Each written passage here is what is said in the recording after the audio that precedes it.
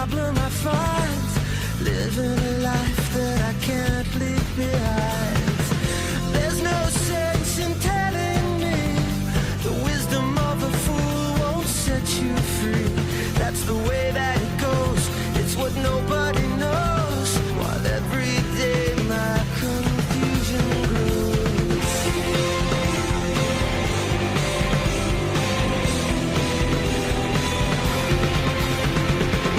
Every time I see you falling, I get down on my knees and pray. I'm waiting for that final moment to say the words that I can't say.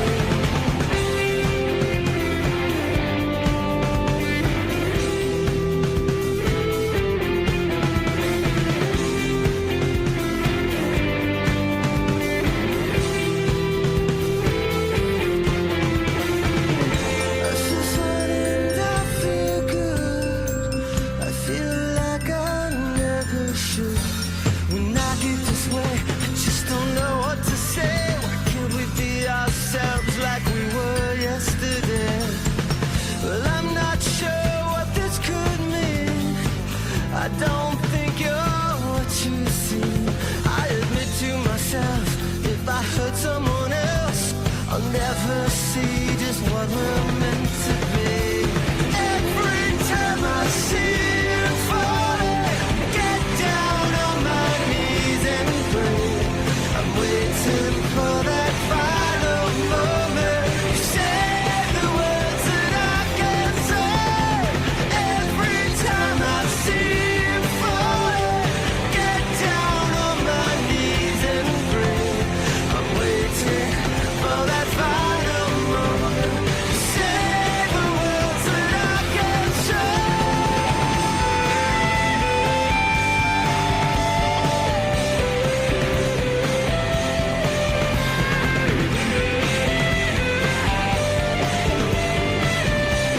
time I see you falling, get down on my knees and pray. I'm waiting for that final moment to say the words that I can't say. Every time I see you falling, get down on my knees and pray. I'm waiting for that final moment to say the words that I can't say.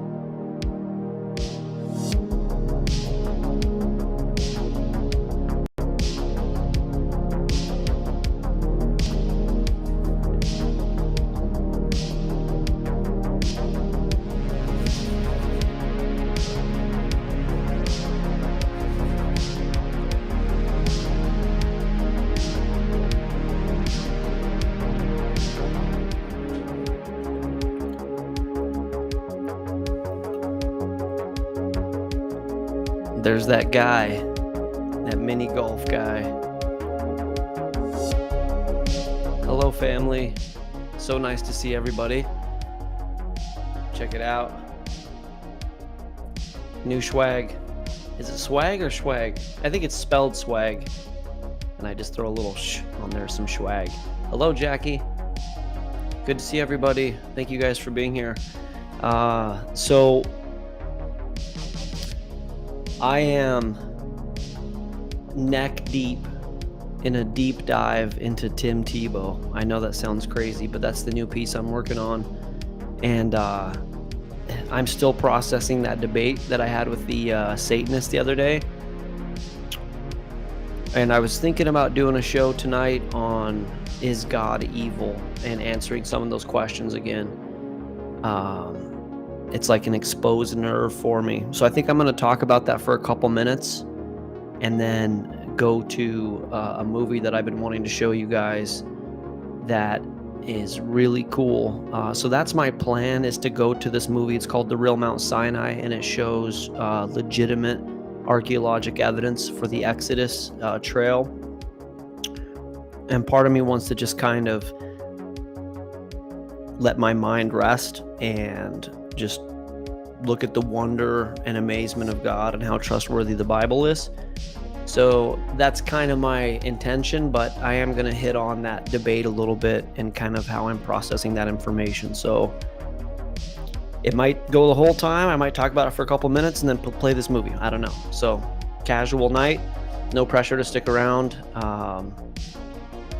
You get to bounce around my ADD crippled brain. It's crazy how evident it's becoming that the ADD is like a thing. So yeah. Are you saying there's something wrong with it, or are you just saying don't forget? Oh yeah.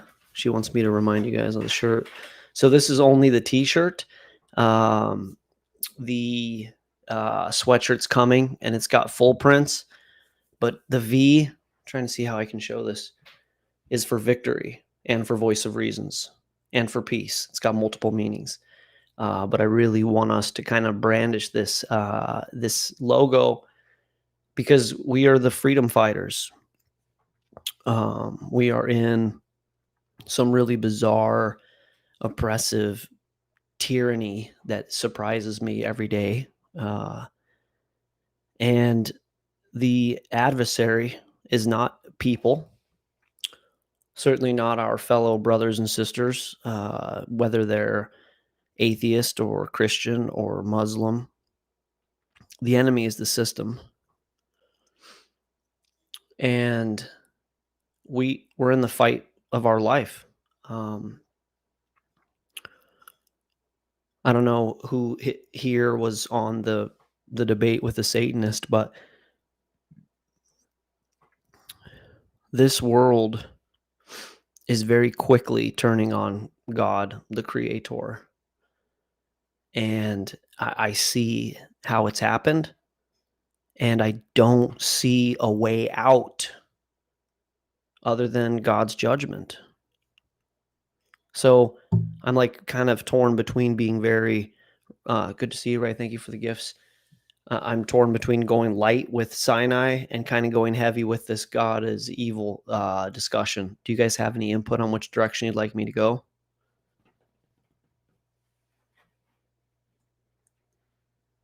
ADD is treated with a mix of, that's a word I don't know, amphetamine. Yeah, I'm not doing any of that stuff. Okay, movie. Yeah, the Bible says that. Yes, it says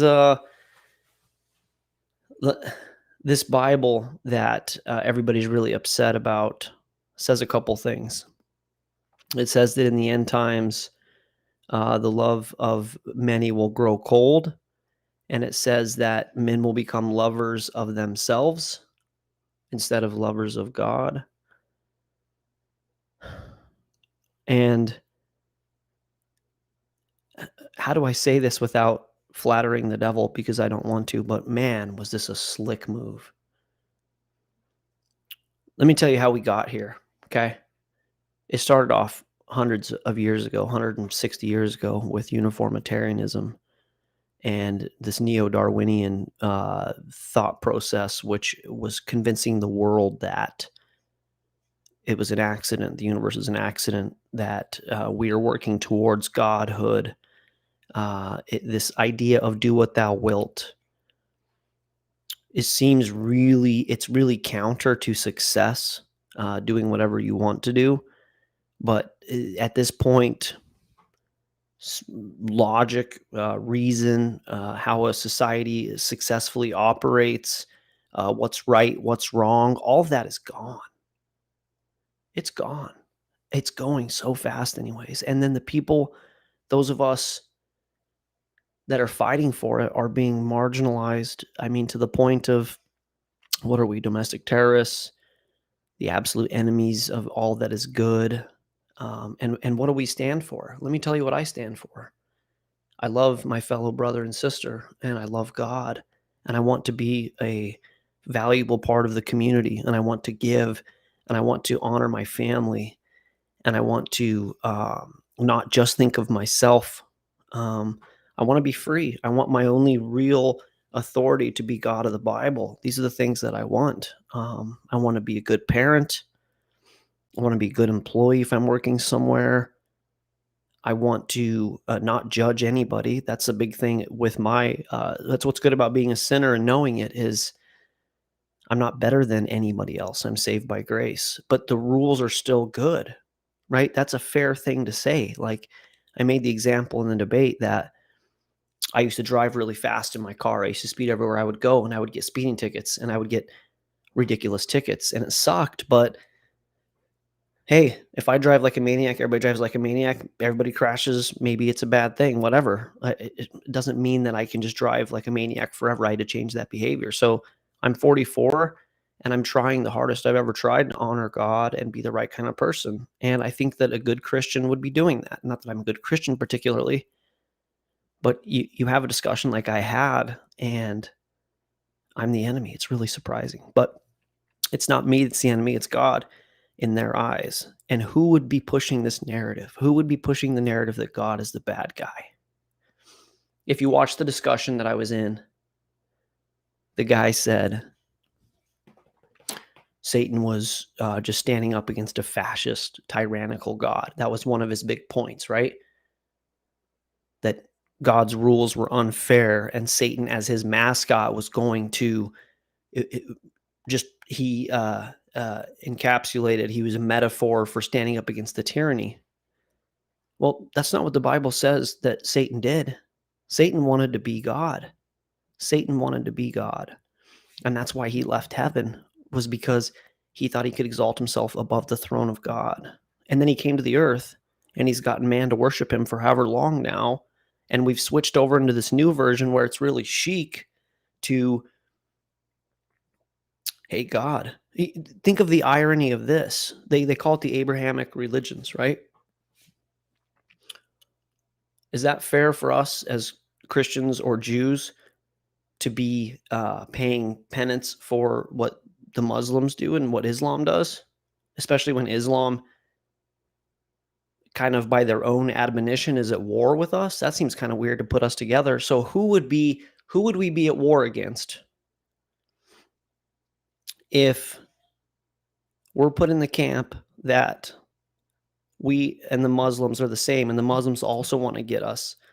Who is actually out to get us, right? And this whole Antifa, social justice, even Trump thing that happened is all connected to this. And it's amazing. It's amazing how they pulled it off. I want to show you a quick video really quick of what, it is a quick video, and I'll show it to you quickly, of what the devil wants for us, what his end game is for us. I'm not a huge, what is this guy's name? Ben Shapiro fan. Some things I like about him. He's too political for me. But let me show you what the devil is lobbying for us. This is the thing that he wants us to become. And tell me how this looks as far as sustainability and success and peace. Make it stop! I'm just going to post this every time people ask me the same questions over and over again. My name's Farah. I am a trans woman as well as an intersex woman. My pronouns are she, her, they, them, or your grace. My eyes are tattooed. My nose is a piercing.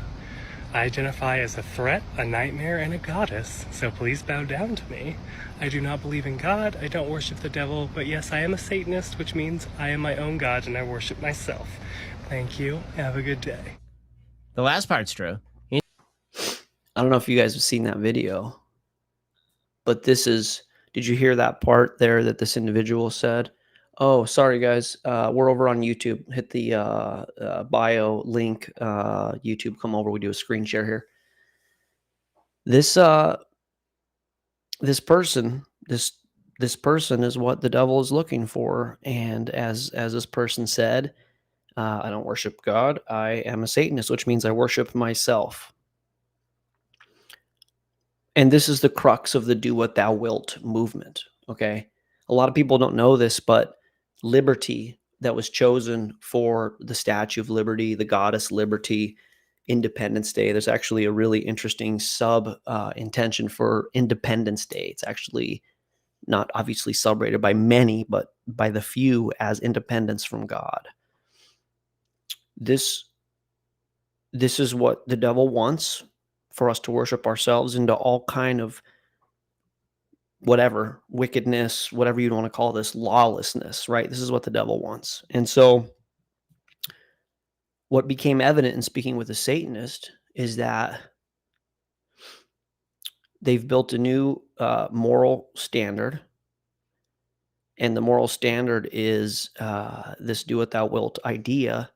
And because God says you can't just do whatever you want to, God's law has become it's totally in opposition to their law, and they're judging God based on their law, and this is the thing that they want.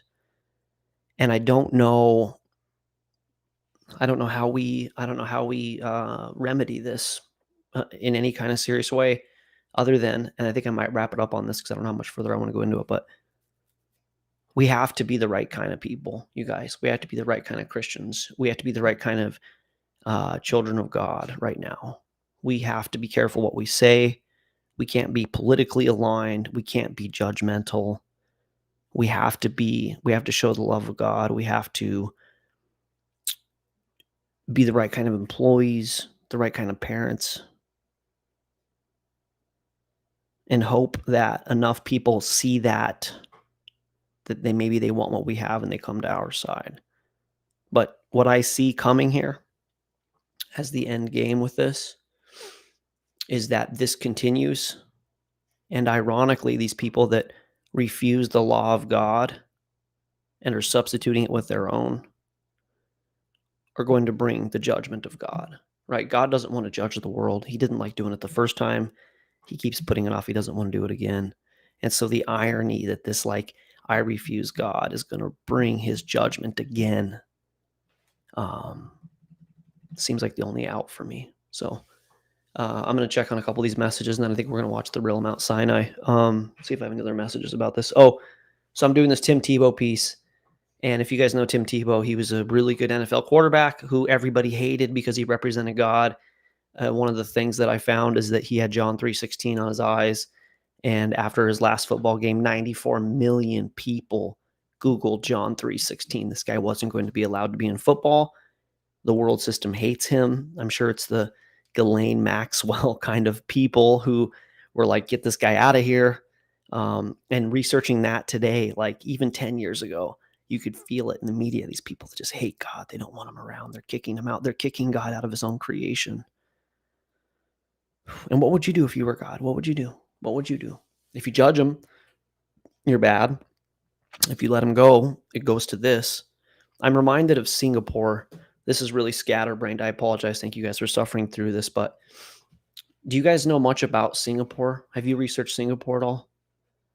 I know that's random, but I'm going to pull up Singapore's laws really quick.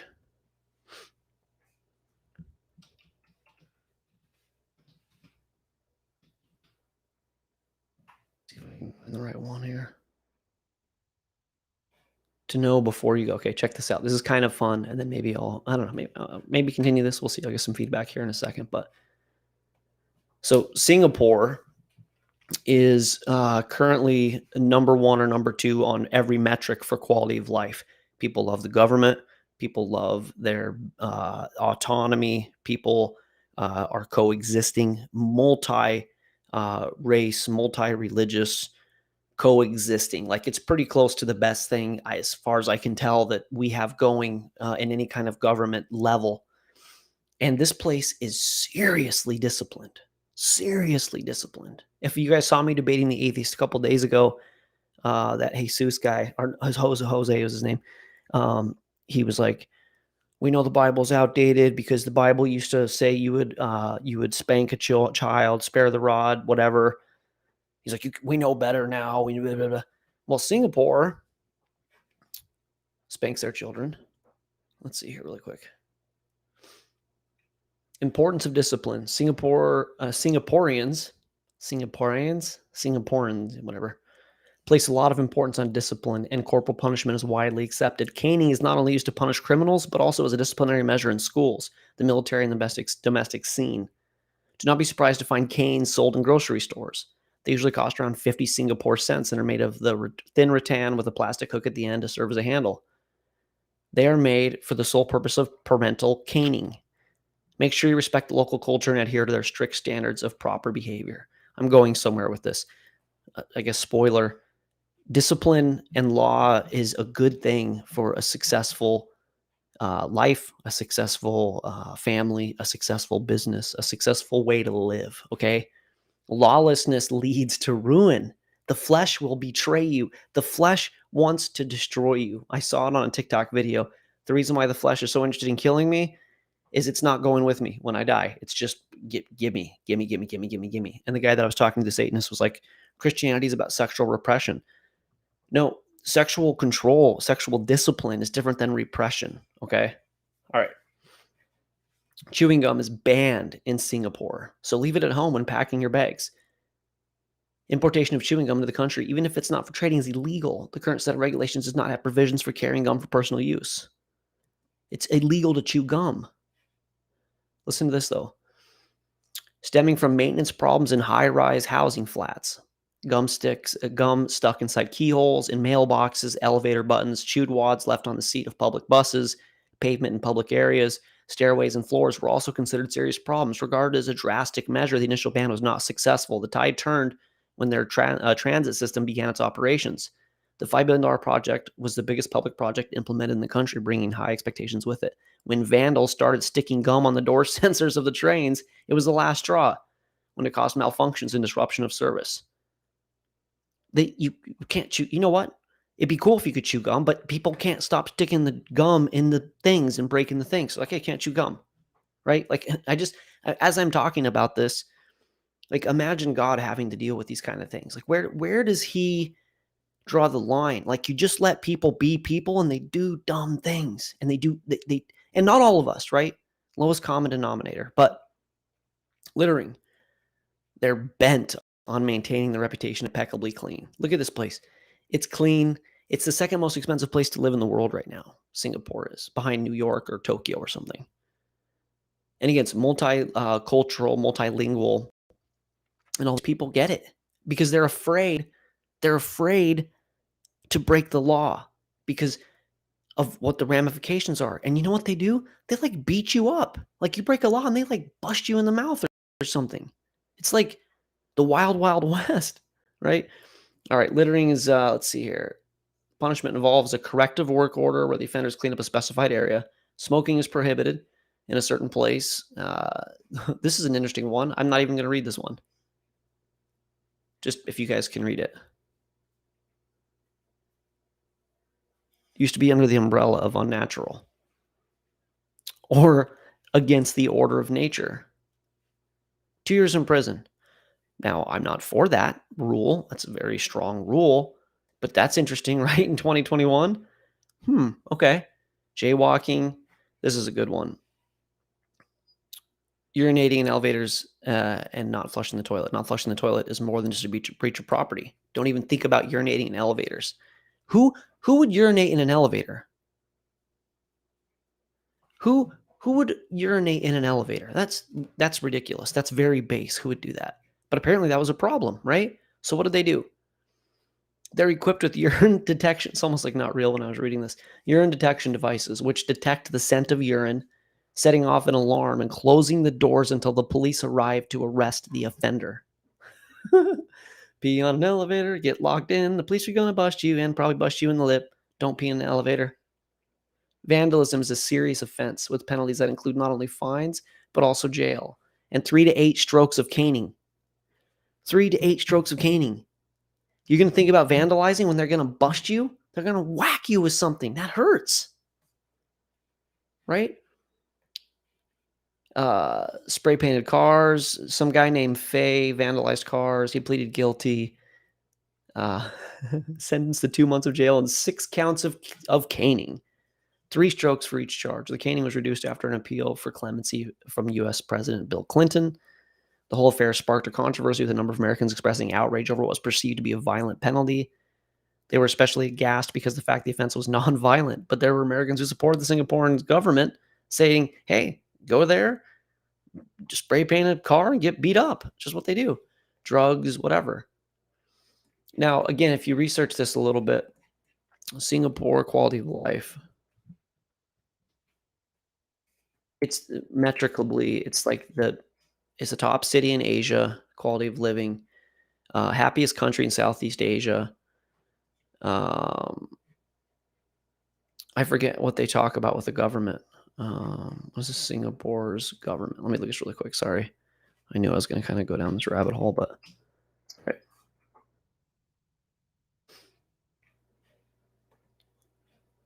Multi-party parliamentary system of a representative democracy in which the president of Singapore is the head of state, the prime minister of Singapore is the head of government. But the people have a vote, they have a voice, they have like a legit voice out there. And it's whatever, it's going really well. So why do I bring that up? It's really obscure. I get that, but I bring that up because lawlessness doesn't equal success. There's not a direct correlation between just doing whatever in the hell you want at all times and succeeding, winning, right? And so God, who is good, who gives us free will, he doesn't even cane you. God is nicer than the Singaporean government, okay? Because he doesn't cane you. But he's like, don't do these things. Like, it's a bad idea to cheat on your wife. That's a bad idea. So nobody wins. She doesn't win. The kids don't win. You don't win. Whatever. Like, ooh, this is going to be great. It's not great. It comes and it goes, and you're bummed. You wish you wouldn't have done it. You cane yourself. Maybe your wife should be able to cane you if you cheated on her. Maybe you stop doing that. Whatever. It's a good idea to honor your parents. If you honor your parents, there's a specific blessing in there. You know what happens if you honor your parents? You're probably in line to get their estate, whatever they gained over their life journey. They amassed some bit of wealth. Honoring your parents is a problem. The only way that honoring your parents is a problem is if you're a bad parent. Don't be a bad parent. Be a good parent and be honored by your children. And then, they can take care of you when you're old, and it's a good system, right? Don't covet your neighbor's stuff. I always make this joke. My buddy Mitchell here, brother Mitch in our group, has a really nice tractor. And I always make the joke that I'm coveting his tractor. And it's a joke, but thank you, Ray, for those gifts. But the idea really is, if I sat around and I fixated on how I want his tractor, something is going to happen like in the universe. Like that happens when you like legitimately think I want to get their thing, you're probably maybe going to get it at some point, and through ill-gotten gains. That sucks. Get your own tractor. That's my message tonight. Satan is bad. Get your own tractor. It's really simple. And don't pee in an elevator. If you're new to this, whatever. This is what happens sometimes. This is what happens. So, okay, what else? Love God. Loving God is also an awesome thing. If you've never loved God and felt God's love back, I'm sorry. I've felt God's love before, and it changes you. It's the most like exhilarating feeling. It's like a high. I'm not like condoning drug use. Should I add that to don't pee in an elevator? Drugs are bad. Okay. So it feels amazing. You tingle. You've felt it before. You feel it in your marrow. You want to cry. You're elated. You want to cry. What an honor to love God. And if he loves you back, are you kidding me? This is an honor. And what is the problem, Satanists? What is the problem? The problem is law, and you don't want to be ruled. And the person that you serve lied to you and said he was some badass anarchist who stood up against a tyranny. God is not a fascist. God is better than the Singaporean government. We've already determined that, like, conclusively, right? Sexual repression. It's called control. You know what it's called? And I had this discussion with the guy. He goes, you can't lust after someone. You can't you pluck your eye out. You're going to lust after someone. And I asked the guy, I said, are you cool with lusting? Like you've got a wife and you like to go through that thought experiment in your mind. You get to go through and you get to just yeah, ooh, I had a really fun time in the metaverse of my mind having sex with that other woman. That was great. You think that's a good thing? You think that's productive? You think that's not going to bear fruit? And then I said to him, what if your wife does that? What if she gets to lust after a dude and she has this whole metaverse experience of having sex with some dude? That's not good. And they're going to tell you what? Evolution, bro. Spread your seed. Yeah, well, you're not an animal, okay? That's also a lie. Be faithful to your wife. Be faithful to your husband. What else do we got? Rest on Sabbath. You know what that means? Do you know what the flip side of the rest on Saturday coin is? That means work 6 days a week. How about that? You think that's a way to succeed? Probably. Work 6 days a week. That'll probably get you more than if you worked 5 days a week or 4 days a week, right? That's a good thing. What else? Love your brother. Oh, that's a really crappy one. Why would God? What a tyrant. Love your brother. You jerk.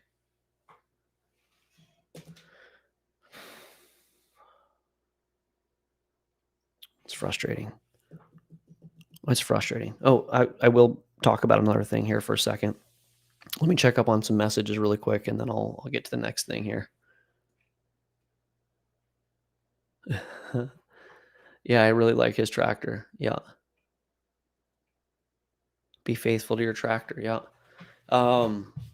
Sorry, guys. I know I'm all over the place tonight, but so a thing we hear a lot is about the Amalekites, right? God said to kill the Amalekites. Have you ever researched the Amalekites, the kind of persons the Amalekites were and what they were into, what the Amalekites were about? Did I close that? Why do I not have it?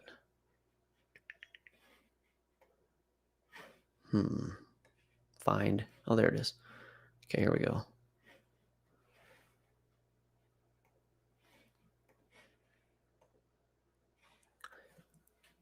The Amalekites likely believed in Baal or some version, which was the main Canaan god. They were almost certainly polytheistic. So Baal and Molech were really big. I guess I'll go to this one here. Sorry, I wasn't sure if I was going to be doing this tonight. Baal and Molech were really big into child sacrifice. Okay, this is like Bohemian Grove. This is Ghislaine Maxwell. This is this whole. Do I get into it? I'll get into it kind of quickly. Do you remember that we covered Vlad the Impaler, Dracula? Well, he's the great grandpa of the Prince Charles, right? So what is the story of Dracula? He's this guy who lived in a castle who would come down and bite people and suck the blood out of them and live forever, right? That's the telephone game version of what they were actually doing, which was terrible, unspeakable things having to do with sacrifice, because there's actually science behind life extension technology in transfusing, consuming the blood of whatever, we'll say a more pure specimen. I don't even want to say those words together, but yes, that's a thing that they did, that they do. That's what they do. They still do that, right? God is very much against this, okay? If your theology is that if you attack and sacrifice children for your own gain, to get for yourself, to get for yourself more things, right? Oh, if I sacrifice my children, I get a better harvest, or I get a new tractor, or I get life extension. God is against that, okay?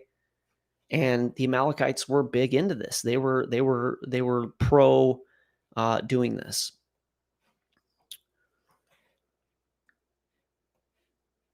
Passing the children through the flames, right? And they would also when they were going to they were barbarians, and they would ambush you, and you'd be going down the trail, and they would wait, and when the stronger people would go through, then they would jump and prey on the women and children, and that's who they would kill first. absolutely bloodthirsty, potentially tied to the Nephilim. We don't know particularly. But one of the big things you hear with the Satanist discussion that God is evil is that God genocided the Amalekites, okay? Well, they were in total opposition to the natural order. Remember, Singapore was talking about that. They were in total opposition to the natural order. They were pro doing these things with children. And I just want you to think about if they would have been allowed to proliferate and maybe they even took over, what would that reality have looked like? Okay. Like this is like a Back to the Future Back to the Future thought experiment. In a space-time continuum, you would go back to the time in a DeLorean to the Amalekites, and instead of the Jews wiping them out, let the Amalekites, whatever, take on something. They become the world leaders, whatever. And then I want you to follow that space-time continuum to today and tell me that things are better than they are now. Okay? If they're not, which I would say that it would be much more like the Biff Town version, if you remember the movie, then God, by saying to wipe them out, was good, because of stamping that out then may have stopped an absolute catastrophe or cataclysm or nuclear wasteland world that we're living in today. And the same thing with the flood. They're mad about the flood and people dying in the flood. You have to go back. You'd have to you'd have to allow the flood to not have the flood happen, allow those people to proliferate. And if you came to today and they had wiped out the world, they had destroyed the globe, they had nuked everything or whatever, like the movie It's a Wonderful Life, it's entirely possible that you would go, take me back to 2021. It was good. It was better. It was better. It was good. I want to go back to that time. And because you don't have the ability to do that, you don't have the ability to judge if God saying to do that was the right thing. You don't know. You don't know. And I would say, because I believe God is good, that it was actually the right thing to do because of what they would have become. Like I had this conversation with a Satanist. If you could have stopped the Nazis before they came into power and 6 million Jews weren't killed and all the horrific things that happened, would that have been a good thing? If you would have been commanded to wipe out the H-Man and Goebbels and all of those guys before they came to power, would that have been a good thing? Potentially. We don't. It's not how the rules work or whatever. But that's entirely possible. So that's no justification to judge God. And that doesn't even have to do with the idea of who are you to judge God. What a joke. As a human, you're going to judge God. And you think you have that prowess. Like the fact that the devil has really convinced these people that they can judge God is really interesting. And you're hearing it a ton. Part of the reason I wanted to talk about this is you're going to have this discussion. This is like even 10 years ago, 5 years ago, when I did all my apologetics training, I was debating atheists who were like, science says there's no God. I want to look at porn on the internet and I don't want anybody to judge me. And so I pretend there's no God and I pretend that Darwin was right. Like that's what I had to deal with. But now this is what we're going to have to deal with. And it's going to be like those of us that are older in this, like I'm looking at you, Rich, Mitchell, those of us that are, my age and older, you're not even ready for what this younger generation is going to be doing. And those of you who are like in their 30s, please do your research, talk with me, do your own research, be ready to give an account, because this is going to be more and more chic and vogue, unfortunately. And it's, to me, it exactly lends to the kind of atmosphere where God finally goes, that's it, I'm done. We had a good run, and he pulls the plug. One other thing, this is really controversial, but I can tell you that the whole MAGA thing that happened really bolstered their argument. Unfortunately, I don't know if Trump was a true Christian or not. I'm not in the process of judging that. I wouldn't want to do that. But because he had that Christian vote and the evangelical support, a lot of people are mad at God because of how mad they were at Trump. So that's a whole nother level to this. This guy I was talking to was potentially into Antifa. I don't know if he was or not, but fully in that philosophy or whatever. And part of why he's mad at God is in their mind, Donald Trump also represents the God of the Bible. So that's an interesting layer that was put into this. And I don't know if that wound is ever going to heal, unfortunately. I kind of wanted to like have that go into January 6th and the election and whatnot, but I don't know if I can talk about that in any kind of ambiguous way. But let's just say that the devil is pretty slick, and he pulled one on us there. He's winning the information war.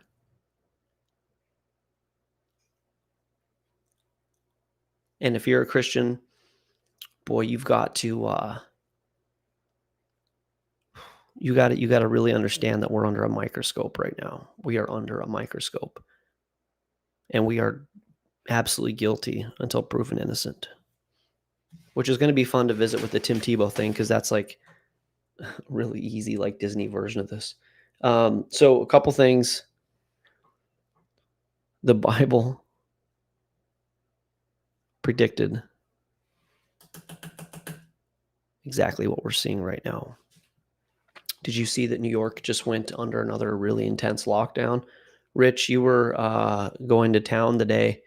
I'm curious how that went. I got to show you guys this. They introduced this last year. Okay. And then when they introduced it last year, they introduced it. They scared everybody. This is how they present these things. Everybody's like, oh no, they did this thing. And then they go, no, we're not actually doing it. And they pulled it back. And now with Omicron, they've reinstituted it. Emergency Executive Order 317. Whereas the COVID pandemic has severely impacted New York City and the economy. Whereas the state to address the threat and impacts of COVID, whereas the FDA authorized the emergency use of this, whereas on November 26th, this is like the chronology, the Governor Kathy Hochul issued this executive order, whereas the recent appearance in the city of the highly transmissible Omicron variant suggested an increased risk of infection. Isn't this crazy? Every couple months, you just get a new version. They're going to go all the way through the Greek alphabet. This is how viruses normally work. Whereas 70% of residents are fully V'd, and mandating V's at the type of establishments that residents frequent will incentivize this, increasing the city's rates and saving lives. And whereas additional reasons for requiring the measures continued in this order are set forth in Emergency Executive Order 316. Now, therefore, pursuant to the powers vested in me by the laws of the state of New York and the city of New York, including but not limited to the New York Executive Law, the New York City Charter, and the Administrative Code of the City of New York. I need to read all that.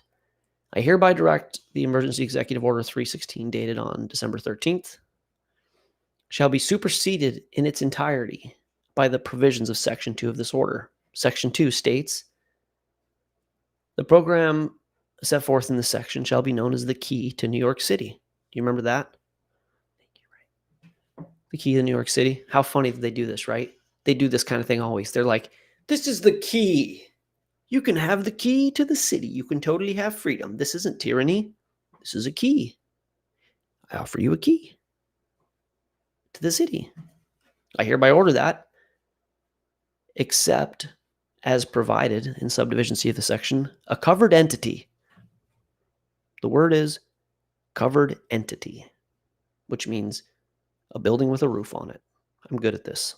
I used to work for the government, and I know how to read their jargon. That's how qualified I am for this. A covered entity. Hold on one second. Hey, Brother Ray, I appreciate that. I'm not sure I'm going to join the Creator Fund, though, so I might not be able to get that money. Thank you, though. I'll talk to you about it off this. I appreciate it. Okay. Okay. Covered building, which is a place with a roof. Okay. That's where we're at. Shall not permit a patron, customer, full or part-time employee, intern, volunteer, contractor to enter a covered premise without displaying proof of V and identification bearing the same identifying information as the proof. However, for a child under the age of 18, only the proof of the V has to happen and not an additional identification. That was very, very lenient for them. Very good. Nice. They're so generous. I hereby order that the following individuals are exempted from this section and therefore may enter covered premises without displaying proof. Individuals entering for a quick and limited purpose, changing clothes in a locker room. This gets very subjective. Non-resident performing artist. It's good. I can take my band down there. Rich will get the band back together and go to New York and say, I'm a non-resident performing artist. Non-resident professional or college athlete. Basically people who don't live in the city who are visiting. That's just what it is. I hereby direct each covered entity to develop and keep a written record describing the covered entity's entire protocol for implementing and enforcing the requirements. I hereby direct the entity to maintain a copy of workers' proof of V. So the place has to keep the record, maintain a record of such proof, provided that the record shall include the name, whether the person is fully V'd, a worker submits the first dose. If a worker does not submit it, records created or maintained pursuant to this section shall be treated as confidential. So you have to document it and produce it at any time.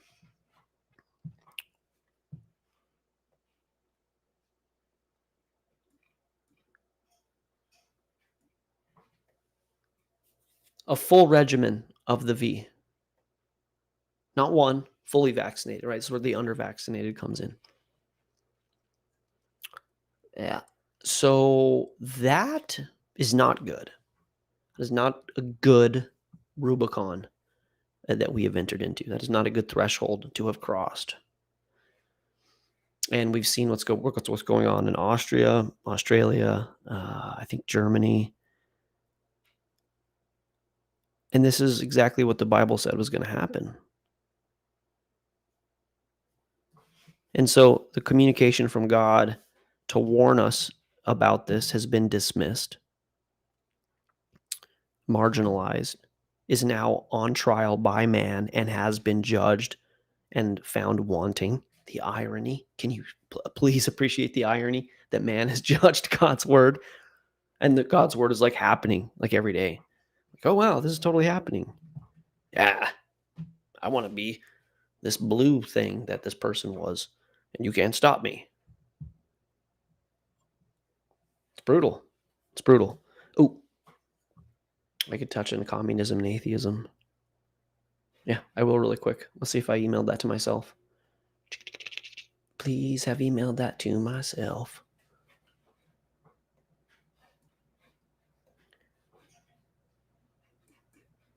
This is fun. If you guys haven't seen this before, how did we get here? I mean, you know what this looks like. This doesn't look like a democratic republic, right? I mean, that's pretty safe to say. This looks a lot less like that and a lot more like this. As a revolutionary, Lenin said that a true communist would always promote atheism and combat religion because it is the psychological opiate that robs people of whatever, their freedom, whatever.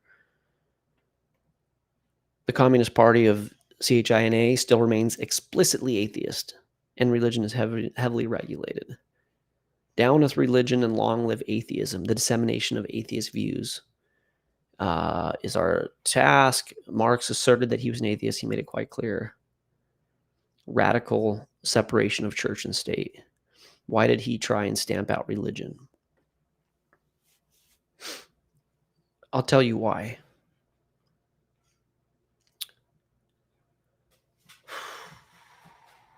You're going to have to serve somebody. You're going to you have a God, okay? Everybody has a God.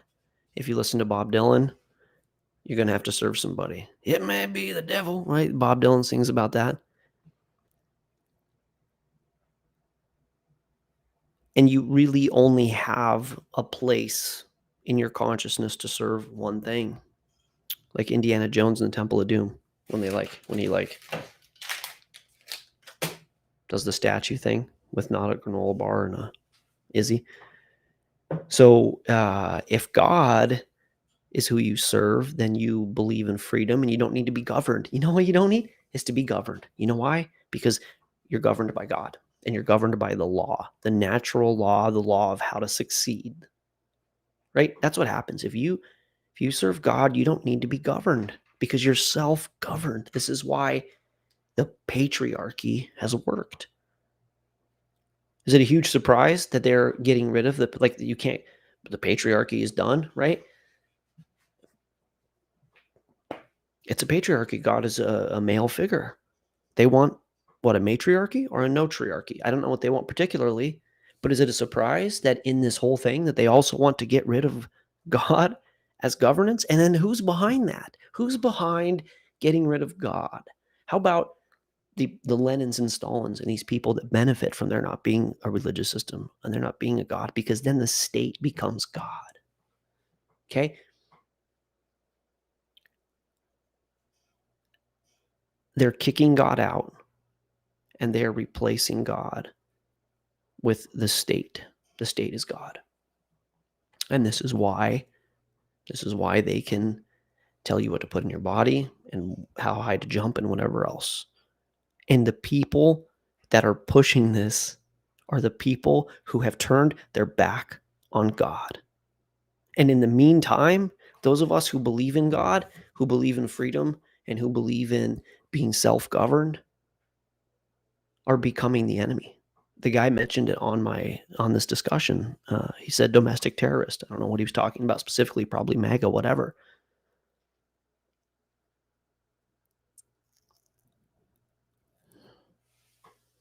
It's bad. It's bad, you guys. It's bad. It's like put us in camps. Bad. And right now, my only real solace is that the Word of God predicted this. That's really the only thing where I can like go through this and go, you know what, it's kind of okay, whatever. And so I encourage you to really press in and get to know God and understand. Philosophically, you believe that He's good or He's evil. I believe He's good. I can't prove that. I can't convince you otherwise, but God is good.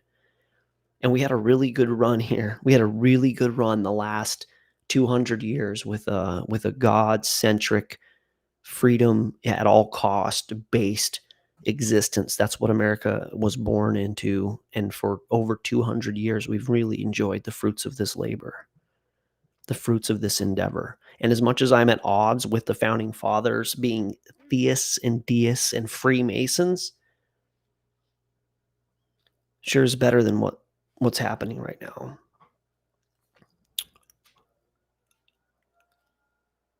So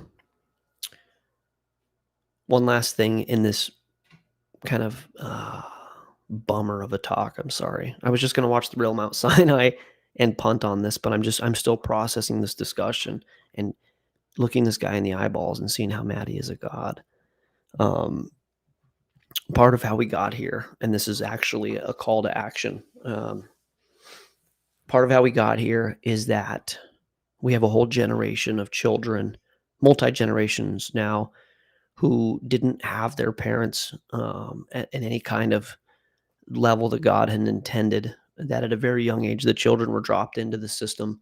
They were dropped into education, daycare, whatever, and the state raised these children up. And so you have a whole group of children who have adopted the state as their parents and are now taking that to the next level as their God. So I would say at an individual level, homeschool your children, protect your children, parent your children, be involved in their life, show them what it means to be free, show them what it means to know God in a sustainable way. Almost all of these Satanists that I'm having debates with now had religious trauma. Okay, so if you're a Christian, don't go look good at church for an hour a week and being a terrible person when you leave church. Okay, don't claim to love God and, beat up your wife, or claim to love God and do these terrible things. Like, walk the walk. The child doesn't care what you say. The child cares what you do. Okay. So if you say to love God and you're a terrible person, they're going to transpose the idea of loving God with your mouth with being a terrible person. Okay. And I know this proof of concept. I know many, many, many people now whose parents were legitimate God-fearing Christians and did a good job and lived by the Bible, and the children are totally blessed. I've had Satanists get mad at me about generational curses. Cool. I'm sorry you don't like that generational curses happen, but they happen, right? And if you're a terrible parent, it's going to affect your children. It could even affect their children. And depending on if somebody breaks a cycle, it could affect them all the way down. So what you do matters. You might not know what you do and the effect it's going to have now because of temporal perspective. But if you're the kind of person God wants you to be, it will change things. And if we were all that kind of person, it would have changed things. And as a matter of fact, we're partially in this problem because of Christians not doing it the right way. And not only not doing it the right way, but telling people to do a thing that they couldn't do and hypocritically representing God. And Jesus said that he would be really upset with those people that said, I prophesied in your name, but I was a terrible person. Whitewashed tombs, that whole thing. Like if we could go back and have this discussion with everybody 100 years ago, I don't think we'd be where we're at. These people that are leaving God are a lot of times leaving God because of the things they experienced as a child that were supposed to be representative of God that weren't, right? So let's try to back this thing up a little bit. We don't have to be religious. We don't have to donate X amount of time and money to the church. We don't have to look really good and be there 5 minutes early. Okay. It's not about what happens in church. It's about what happens outside of church, right? And you don't even need to be in the church particularly. I'm not telling you to not go to church, but I mean, God isn't there. You don't go see him for an hour, visit him like prison, visitation rights, then you leave and you go live like everybody else. It's every day. It's every minute of every day. And you're not going to be perfect, and that's fine. But try to be who God wants you to be. And then maybe God will hear the prayers of those who earnestly seek him and have mercy on this land and heal it. Because what we're doing isn't working. I see it. I see the fruits of it. Okay. Sorry. I don't know. Here you go. There's that. I've been processing this, you guys. I've been processing this, and that guy, he said that he wants to know God.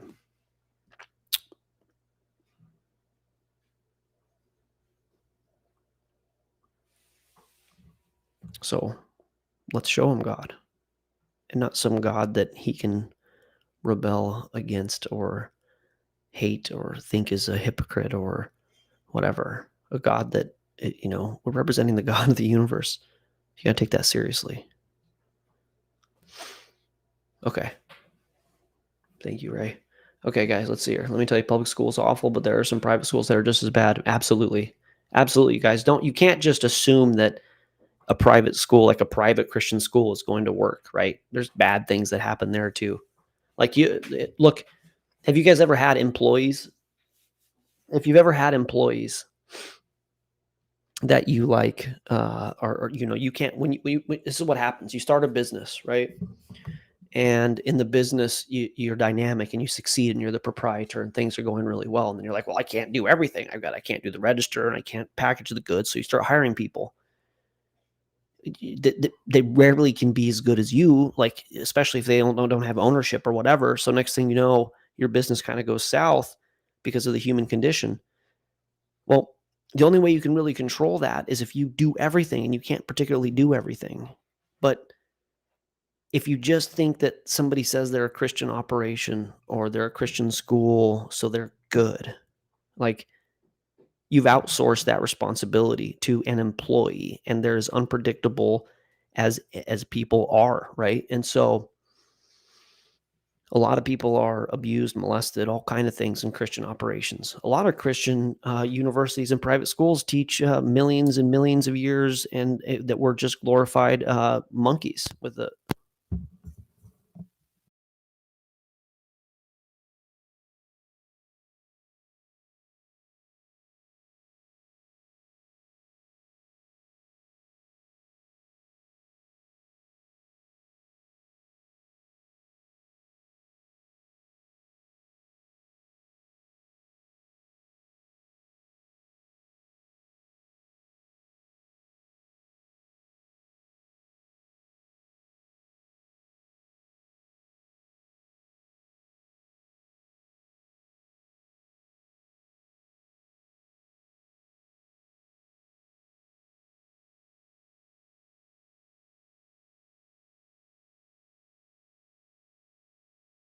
That should be back. Yeah, sweet. All right.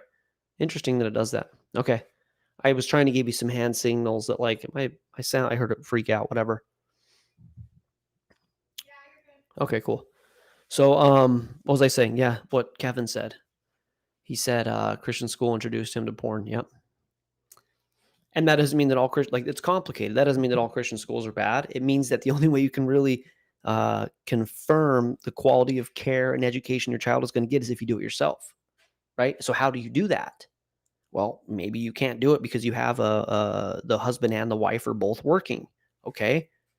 Can you sell your house and move into a smaller house while your kids are going to school, especially those impressionable years? There's always workarounds, but we got to quit trusting the system. We got to quit trusting the system. We've got a bunch of people in here that keep having really interesting events or episodes related to going to see doctors. And there's some things you can do at home. Bolster your immune system. Garlic and honey is a thing. It's a natural antibiotic. Make sure your vitamin C and vitamin D is up. We're so blunt. We're so programmed to trust the system, and it's not working. Okay. What you can do, DIY, do. Lower your overhead. Recalibrate to God. You're beautifully and amazingly designed. Everything almost that you're going to experience in your body that's a negative effect of virus, a bacteria, of something, it will be your body healing your body that will make you better. Your body is equipped to do it. You were programmed to believe that you're sick and dying and you're in trouble, and the immune system, the medical system is going to save you. That you can thank John Rockefeller and allopathic medicine. It's not true, particularly. You don't need antibiotics for everything. A fever isn't the end of the world. A fever isn't the end of the world. Let me say that again. A fever isn't the end of the world. Yes, a fever can get too high. Yes, it can. But it's your body fighting the thing. Okay? It's complicated. It's time. We have to think critically. We have to think critically right now. We have to make God not an elective, but our Lord, our Master. That's what Lord means. Oh, my Lord. Oh, I hope I didn't upset ye, my Lord. Make God your Lord, your Master, your King. You are prepared. You are equipped. You are equipped. You have what you need. You have strengthen the things that you have. Right? I think that's in the Bible. Strengthen the things that you have. You have what you need. You are the child of the Most High. You are here to kick ass and chew bubble gum, and you're all out of bubble gum. Okay? And don't pee in an elevator. Who would pee in an elevator? Eat clean, drink clean, take clean supplements. Yes. Yes, what Julie says here. Oh, Alpha, I hope things are well with your child. We prayed for that, for your child, for your daughter. Yes, eat clean, drink clean. Stay away from EMF where you can. Stay away from antibiotics where you can. Bolster your immune system. Teach your children. Have some land. Put your hands in the dirt. Get some sunlight. Like, this is real basic stuff that man did for like thousands of years. And if you want any help with any of this, please reach out to Chloe or myself. We are homesteading. It's a very light, very nice, easy homestead. We'd like to ramp it up, but we're homeschooling, homesteading, and we've learned a lot of things. So we have the Discord community. If you're not in there, I think people would say we're fairly reachable. I know Chloe is. And we are... we legitimately are living this life and care about you guys and are really impressed by this group of people. And we want you guys well. We want you to thrive and love God and protect your babies and have a kick-ass immune system and have a great relationship with God. It's doable. You know, maybe you got to leave Babylon. Like, that's something God called us to do. He said, get out of Egypt. And we've been in the wilderness.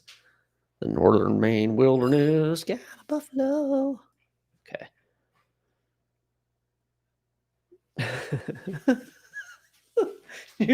Yeah. Yep. That's it. Yeah. Buy a cane. Corporal punishment's good. Don't vandalize. I don't know about corporal. For the record, we've never, not that anybody cares, but we've never spanked our child. And that's like a really tough thing as a Christian to go through. Spare the rod, spoil the child. We like didn't want to do it. And we're trying, but I don't know how that's going to turn out. And we've talked about it. Like I see the point of corporal punishment. What I see the point for is discipline. However, you can try and get discipline, so your children are disciplined, so you're disciplined, right? Like if you're overweight, there's a lot of like trauma and stuff that goes along with it. And Chloe and I are both packing on the weight, and we're talking about it. We're like, we're lacking discipline as it relates to our weight. Should we be exercising more? People that exercise and like do that, that's discipline, right? Like people that succeed have discipline. Singaporeans have discipline. It's a good thing. It's a good thing to not just let your flesh do whatever it wants to do. Your flesh betrays you. That's either in the Bible or in Star Wars. I conflate the two sometimes.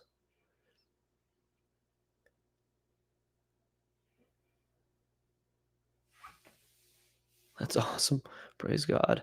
Okay, so I think I'm going to wrap up here and head over to TikTok for a little bit. Have I gone down the Paul the Apostle rabbit hole? I have, yep. And I'm fairly middling with Torah observancy. I believe in grace, and I believe the rules are for our good. And I believe that your heart should be to try to serve God. And I think it's complicated. And I actually, because of how subjective reality can kind of be at times, God might be calling some people to be more Torah observant than others. I know that sounds weird, but whatever. I'm loosey-goosey, and it might be possible. So one thing you certainly shouldn't do is judge someone for being Torah observant or judge someone for not being Torah observant. Let that be between them and God, and see what God is telling you to do, right? I don't think Paul is a fraud. No, I think it's complicated, but that's where I'm at. Iatrogenesis, yes. Third leading cause of death in the nation is death by doctors. You just keep that in mind.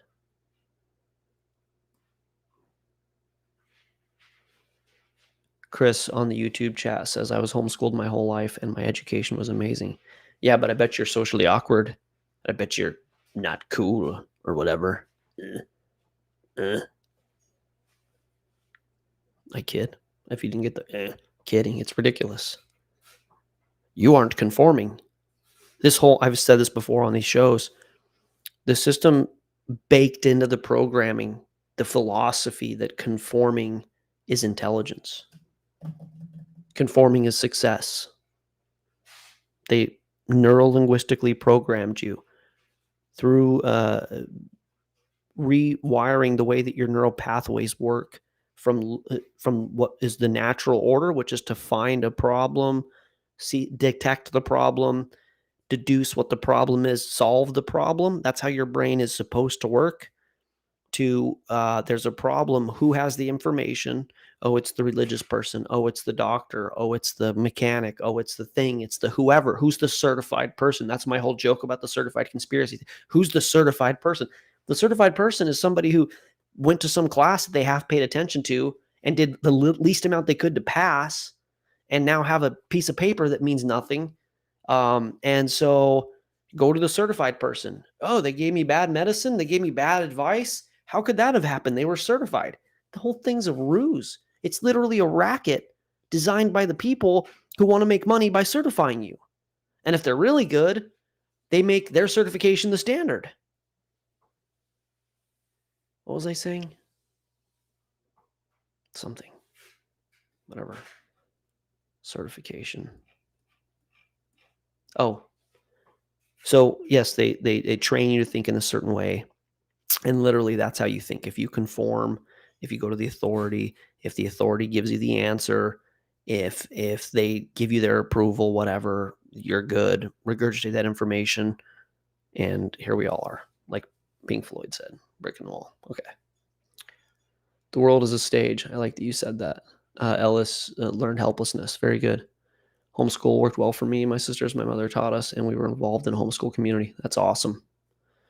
Chris, I would like to, are you in our Discord? Sorry, some people in the Discord have different names. We have a homeschooling channel in there. I would love for you to jump on and share some of that wisdom.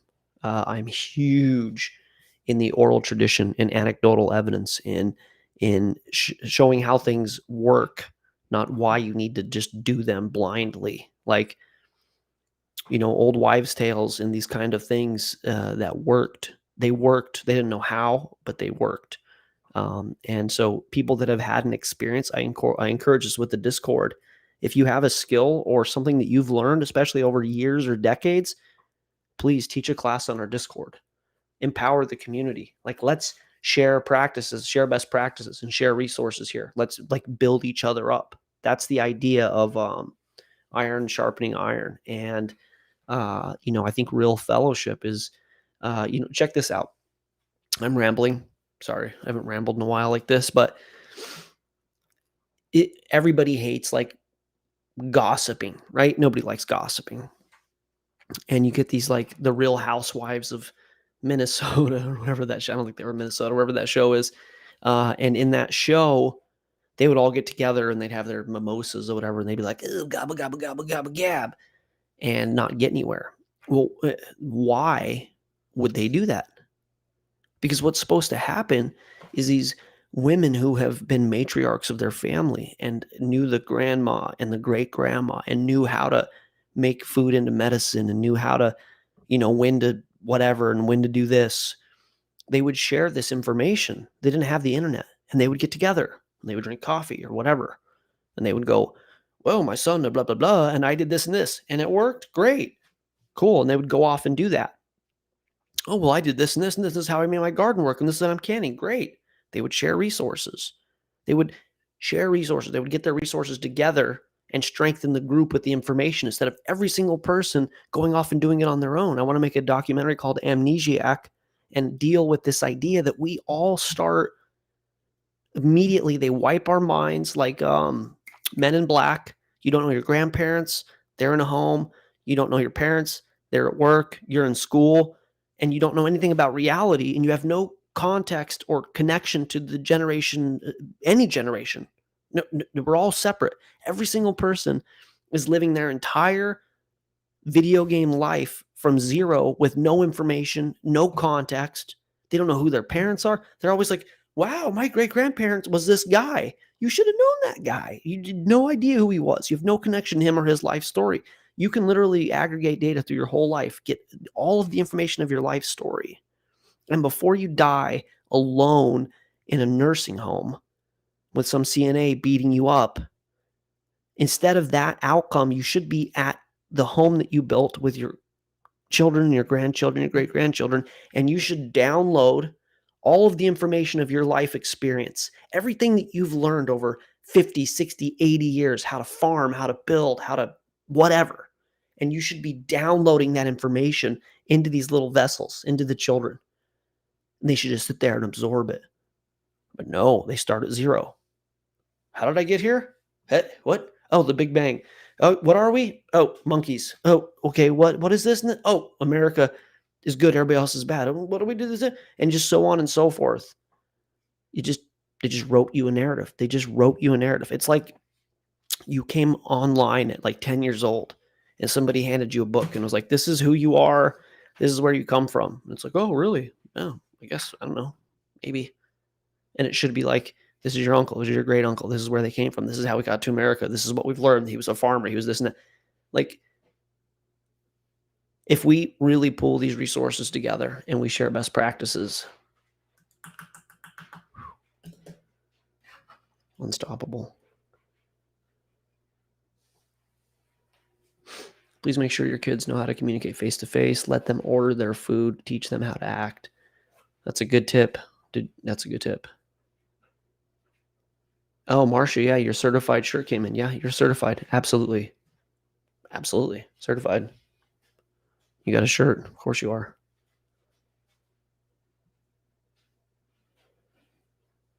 Sweet, Chris. That's awesome. What's your name on Discord, bro? So I can find you on there. If it's Chris Bruner, I don't remember seeing. I didn't say the full name there. if it's Chris, I didn't see it. Oh, there it is. Okay, there's the email. All right. Whatever. I can't copy it or whatever. I can block you. I can put you in timeout. That would be effective. You've never heard of Discord.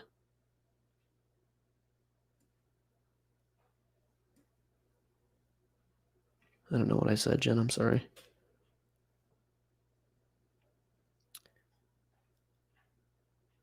Yep, Chris, exactly. All right, cool. I'm trying to catch up here. Looking into it now. Sweet. Okay, cool. Yeah, sounds good, Chris. And then we can we'll set you up. What we're gonna do on Discord is we're gonna do. Chris is our newest patron. Sweet. Yeah, I don't know who he was. Oh, that yeah. Oh, cool. Yeah, I do. Sweet. Yeah, thank you, Chris. I appreciate that, bro. Thank you. I do remember seeing that. Okay, so Chris, we'll talk more outside of this. I have your email through that through Discord or whatever, Patreon. But one of the things we want to do, and I encourage all of you, if you're not on our Discord, please join it. We got an amazing community. And one of the things we're going to do is try and add value through people teaching their best practices. So if you're good at homeschooling, or if you're good at canning, or you're good at farming, or you're good at whatever, conspiracy, I don't know, whatever. Probably that one's maybe spoken for, but it's a bad example. Yeah, so we're going to have some teaching. Chip's doing a class right now. We're going to do a Hebrew class, hopefully through Michael. And yeah, okay, I'm rambling. I'm going to get off of YouTube here, and I'm going to jump over to TikTok for the after party. If you guys would like to join us, please do. Come on over. Thank you, guys. We'll have something more organized on Thursday. Hopefully. It might be about Tim Tebow, which would be, I'm sorry, but it's interesting. I don't know if anybody's hit this conspiracy, but it's a good one, so. Seriously, Kev, teach Chinese. We need Mandarin. We could just you should do a book reading on Discord. That would be awesome. You read your own book. My favorite one in your book so far is malware. Like corrupted, whatever, information, whatever that is. Okay, cool. I'm out. Oh, I know what I got to do. I got to just talking. It was like TikTok over here on YouTube. We might even do the real Mount Sinai next time.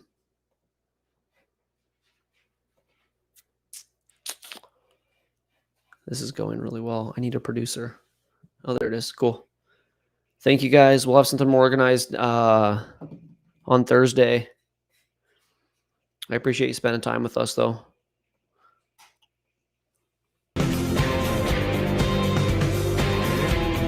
End transmission.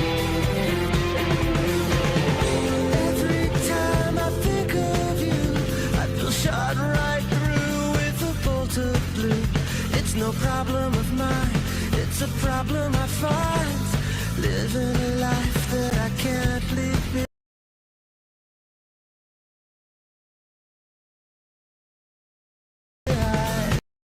Fool won't set you free. It goes, it's what nobody knows. While every day my confusion grows.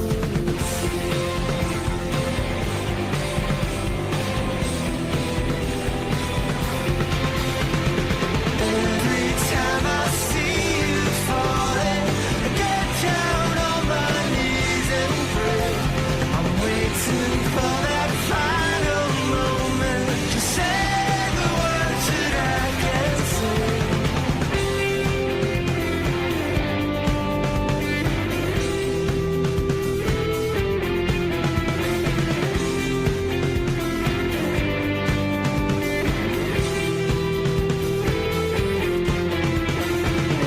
I see sun and I feel good. I feel like I never should. When I get this way, I just don't know what to say. Why can't we be ourselves like we were yesterday? Well, I'm not sure what this could mean. I don't think you're what you seem. I admit to myself, if I hurt someone else, I'll never see just what we're meant to